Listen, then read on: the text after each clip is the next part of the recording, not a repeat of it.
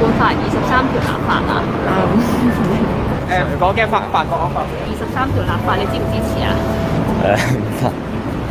？Sorry, I don't know。我沒了解過。唔支持。冇話支唔支持，你影緊我嘅應該都要接受嘅咧。支持。關於基本法23條立法，你有咩？我翻工嘅。我唔方便。啊。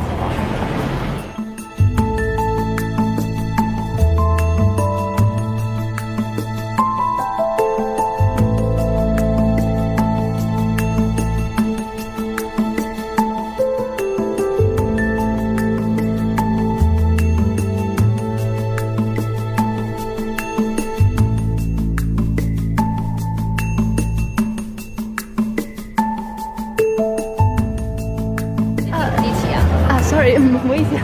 關於基本法23條立法。反對23，還政於民，廢除國家安全法。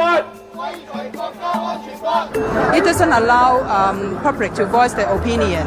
We should delay it as much as possible. 當我哋人民一個工具咯。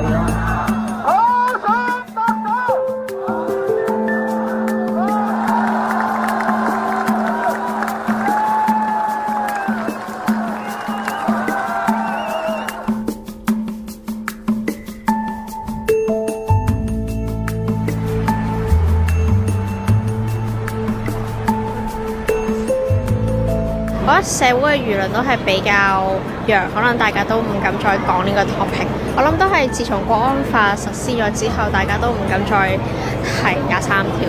其實係有一種好似白色恐怖咁，即係大家永遠唔知佢講邊句説話咧會得罪咗呢個政權咁樣，咁所以大家就索性唔講啦咁樣。首先我會覺得，如果我提出係真係被重視或者係有一定嘅影響力嘅，我唔介意。但係如果我啲言論管制到我係連網上發表啲咩，或者我着件衫去機場都會唔小心俾人滴咗嘅，咁我覺得我嘅言論係未必係有用嘅咯。係我驚中意講完之後我都出事嘅，係。